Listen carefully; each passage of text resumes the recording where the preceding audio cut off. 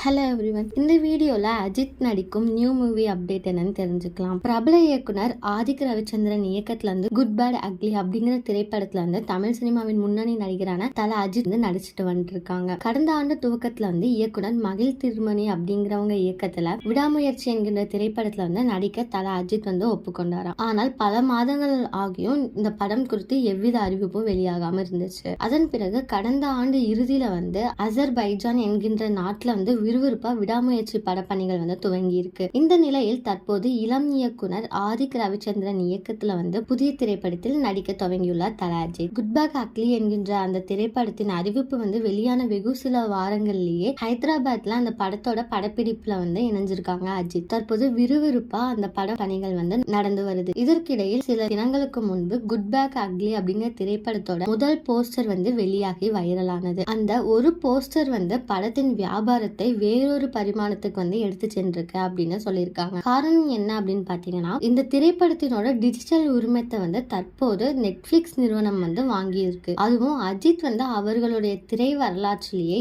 இதுவரை இல்லாத அளவுக்கு சுமார் 95 கோடி ரூபாய்க்கு அதோட டிஜிட்டல் உரிமம் வந்து விற்பனையாகி இருக்கு. இதன் மூலம் இந்த படத்தின் பட்ஜெட்ல காப்பங்கு படப்பிடிப்பின் போதே குட் பேட் அக்லி அப்படிங்கிற திரைப்படம் வந்து வசூல் செய்து விட்டது அப்படின்னு திரை வட்டாரத்துல பேசிட்டு வந்துட்டு இருக்காங்க. குட் பேட் அக்லி இந்த படத்தோட ஃபர்ஸ்ட் லுக் போஸ்டர் வந்து வெளியான உடனே பல சர்ச்சைக்கு உள்ளானது.